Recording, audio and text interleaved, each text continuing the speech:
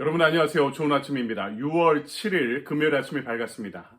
일주일이 빨리 지나가죠. 오늘도 하루 한 말씀으로 주님과 동행하는 축복의 하루를 함께 보내시고요. 내일은 둘루스 오피스에서 6시 30분에 우리 오프라인으로 모여서 함께 기도회를 진행하도록 하겠습니다. 오늘 우리에게 주신 말씀은 열왕기하 7장입니다. 8절에서 10절까지의 말씀 제가 봉독해 올리도록 하겠습니다. 그 나병 환자들이 진영 끝에 이르자 한 장막에 들어가서 먹고 마시고 거기서 은과 금과 의복을 가지고 가서 감추고 다시 와서 다른 장막에 들어가 거기서도 가지고 가서 감추니라. 나병 환자들이 그 친구에게 서로 말하되 우리가 이렇게 해서는 아니 되겠도다. 오늘은 아름다운 소식이 있는 날이거늘 우리가 침묵하고 있도다. 만일 밝은 아침까지 기다리면 벌이 우리에게 미칠지니 이제 떠나 왕궁에 가서 알리자 하고 가서 성읍 문지기를 불러 그들에게 말하여 이르되 우리가 아람 진에 이르러서 보니 거기에 한 사람도 없고 사람의 소리도 없고 오직 말과 나귀만 메어 있고 장막들이 그대로 있더이다 하는지라. 아멘. 주님의 말씀입니다. 주님께 감사드립니다. 이 아침에 우리에게 주신 말씀 가지고 기쁜 소식에 침묵하고 있다면 이라는 제목으로 말씀을 증거하도록 하겠습니다. 예전 한국의 신문에서 세계적인 발레리나죠. 강수진 씨의 발사진과 세계적인 축구 스타 박지성 씨의 발사진이 함께 나온 것을 본 적이 있었습니다. 우리 당시 독일에서 활동하던 세계적인 발레리나 강 씨는요, 아름다운 몸매나 아름다운 얼굴처럼 이 발도 굉장히 예쁘지 않을까 이렇게 상상을 하게 되었는데요. 그 사진을 보니까 뼈마디마다 옹이처럼 튀어나와 있고 발톱은 다 뭉개져 있고 굳은 살과 상처들로 가득 차 있었습니다. 이것이 세계적인 발레리나의 발 모습이었습니다. 당시 40대였던 그녀는요, 당시에도 하루에 7시간에서 8시간 이상씩 훈련을 한다고 말했습니다. 그런가 하면 축구스타 박지성 씨의 발은요, 불리한 조건인, 운동선수로 매우 불리한 조건인 평발이었습니다. 한국에서 평발은 현역으로 군입대 하지 않을 정도로 이 군생활에 지장이 있다라고 이렇게 생각했는데요. 박지성 씨는 그 평발로 달리고 또 달렸습니다. 그는 세계적인 스타로 그러면서 성장해 갈 수 있었던 거죠. 그 박지성 선수의 발을 보더라도요, 매우 못생긴 발이었습니다. 그리고 여기저기 상처 투성이었죠.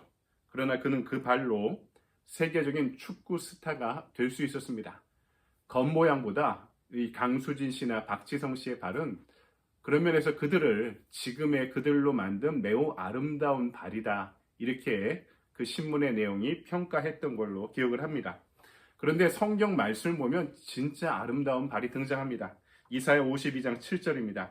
좋은 소식을 가져오며 평화를 공포하며 복된 소식을 가져오며 구원을 공포하며 시온을 향하여 이르기를 내 하나님이 통치하신다 하는 자의 산을 넘는 발이 어찌 그리 아름다운고.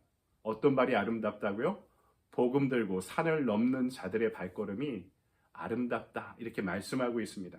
오늘 말씀 보니까 북이스라엘 사마리아 도성 성문 밖 어귀에 앉아있던 4명의 한센병 환자들, 나병 환자들의 발이 이렇게 아름다운 발이다라고 말씀하고 있습니다. 당시 사마리아 도성은요, 이 아람 군대에 의해서 몇 겹으로 포위되어 있던 상황이었습니다. 근데 이렇게 포위되어 있던 상태가 몇 달째 지속되니까 안으로 들어갈 수도 없고 밖으로 나올 수도 없죠. 그러니까 물건이 곡식이나 생활용품들이 들어갈 수도 없고 나올 수도 없던 상황이었습니다. 아주 극심한 식량난이 벌어지고 있던 상황이었던 거죠. 오늘 말씀을 제대로 읽어보면 그 안에 분쟁이 일어난 것을 왕이 발견하게 되는데요. 서로의 자식을 잡아먹자 하고 한 집의 자식을 잡아먹고 다른 집의 자식을 잡아먹고자 할 때 그 순서를 지키지 않았다 하고 분쟁하는 모습이 드러날 정도로 아주 기가 막힌 참상이 사마리아 성 안에서 벌어지고 있던 상황이었습니다.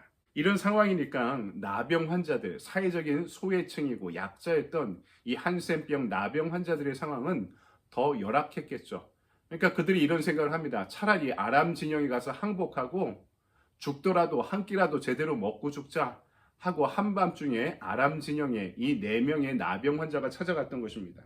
그런데 그곳에 가보니까 밤새 하나님의 천사들의 함성 소리를 듣고 야 이스라엘이 이집트나 아수르에서 용병을 데려왔나 보다라고 깜짝 놀란 아람 군대가 급하게 그들의 보급품과 무기와 말들을 그대로 놓고 도망쳐버린 것입니다. 그러니까 진영의 모든 물품들이 그대로 남아 있었던 것이죠. 그래서 이 나병 환자들이 닥치는 대로 천막에 들어가 보물을 숨기고 음식을 먹고 있던 상황이었습니다. 그 가운데 이런 생각이 들었던 거죠. 야, 우리의 행동이 옳지 않다. 지금 성 안에 많은 사람들이 배를 굶으며 죽어가고 있는데 빨리 가서 이 기쁜 소식을 전해야 되겠다. 우리만 배부르고 있으면 하나님 앞에서 벌 받을 일이 아닌가라고 그들이 이야기하고 있죠. 오늘 말씀 첫 번째로 이들의 돌이킴을 이야기하는데 그것은 먼저 행동의 돌이킴이었습니다. 하나님께서 이런 아름다운 발걸음해 주신 마음은요, 먼저 그들 자신이 자신들의 행동에 대해 반성하기 시작했다는 점입니다. 성경이 말하는 선, 착함이란 무엇입니까? 그것은 어려운 사람, 어려움 당한 사람에게 도움을 주는 것입니다. 굶주린 사람에게 먹을 것을 주는 것입니다. 목마른 사람들에게 물을 주는 것입니다. 복음이 없는 자에게 복음을 전하는 것입니다. 이것이 성경이 전하는 선입니다. 선한 사마리아인의 비유를 보십시오. 어떤 사람이 강도를 만나 모든 것을 뺏기고 맞아서 피를 흘리며 산중턱에 쓰러져 있었습니다. 죽어가고 있던 상황에 제사장과 레위인들도 그 사람을 보고 그냥 지나갑니다. 왜 그렇습니까? 그날이 안식일이었기 때문이죠. 이 매맞고 피 흘리는 사람은 부정하다라는 인식이 있었던 겁니다. 그러니까 율법적으로 그들의 행위는 정당했습니다. 그러나 유대인들로부터 멸시받던 사마리아 사람은 그냥 지나가지 않습니다. 그 어려운 사람을 보고 다가서서 그의 상처를 싸매주고 상처에 기름을 부어주고 자기 나귀에 태워서 여관까지 데려가 돌봐줍니다. 그리고 주인에게 이 사람을 맡기고 치료비를 주면서 돌아올 때는 더 많이 드리겠다 하고 이 사람을 잘 돌봐달라 하고 떠납니다. 여러분, 우리는 남에게 내가 피해주지 않는 것에 만족하는 삶을 살아가죠. 이것이 우리의 선이라고 생각합니다. 하지만 오늘 말씀이 나의 오늘 강도 만난 이웃이 누구인가 우리에게 묻고 있는 것이죠. 내 눈에 밟히고 있는 사람이 있지 않습니까? 내 눈에 들어오고 있는 사람은 있지 않습니까? 그들을 향해 우리의 행동을 돌이키라고 오늘 말씀은 우리에게 전하고 있는 것이죠. 두 번째, 그들은 그들의 침묵을 돌이키고 있습니다. 그들은 자신의 침묵에 대해 이렇게 반성하고 있죠. 9절, 오늘날은 아름다운 소식이 있는 날이거늘 우리가 침묵하고 있도다. 아름다운 소식이 뭡니까? 복된 소식. 이 소식만 들으면 죽어가던 사람도 살아날 수 있는 소식. 수개월째 고립되어 있던 사마리아 성 안의 사람들에게 분명 그들이 발견한 사실은 매우 복된 소식이 분명했습니다. 2008년 중국의 스촨성에 지진이 일어나서 10만 명이 넘는 사람들이 죽거나 이재민이 발생하고 수많은 사람들이 다치는 일들이 벌어지게 되었습니다. 그런데 놀라운 사실은 당시 외신에 따르면 미국에서 그 지진의 전조를 발견하고 중국 정부에게 사전 통보했었다는 것입니다. 그러나 중국은 이것을 무시해버렸고요. 아무런 대비를 하지 않고 있던 상황에서 엄청난 지진으로 수많은 사상자와 이재민이 발생하게 되었던 것입니다. 그들이 복음을 듣지 않았던 것이죠. 여러분, 이 나병 환자들이 누구를 향해 갑니까? 평소 그들을 그렇게 괴롭히고 냉대하고 멸시하고 인간 취급도 하지 않던 사마리아 성 안의 사람들에게 찾아갑니다. 여기에 양식이 있습니다. 여기에 먹을 것이 있습니다. 그것이 바로 복음의 소식이었죠. 굿뉴스, 복된 소식이 분명했습니다. 여러분, 예수님은 당신 자기 자신을 가리켜 나는 생명의 떡이다, 생명의 양식이다 라고 말씀하셨습니다. 오늘 죽어가는 영혼들에게 예수님은 생명의 양식으로 이 땅에 오신 분입니다. 그래서 그분을 전하는 것은 굿뉴스, 복음이 분명합니다. 여러분, 말씀을 정리합니다. 우리 인생의 중요한 목적은 복음을 전하는 삶을 살아가는 것입니다. 복음 들고 산을 넘는 자들의 발걸음으로 걸어가는 것입니다. 하나님께서 우리를 전도자로 부르셨기 때문입니다. 사도 바울은 이런 고백을 합니다.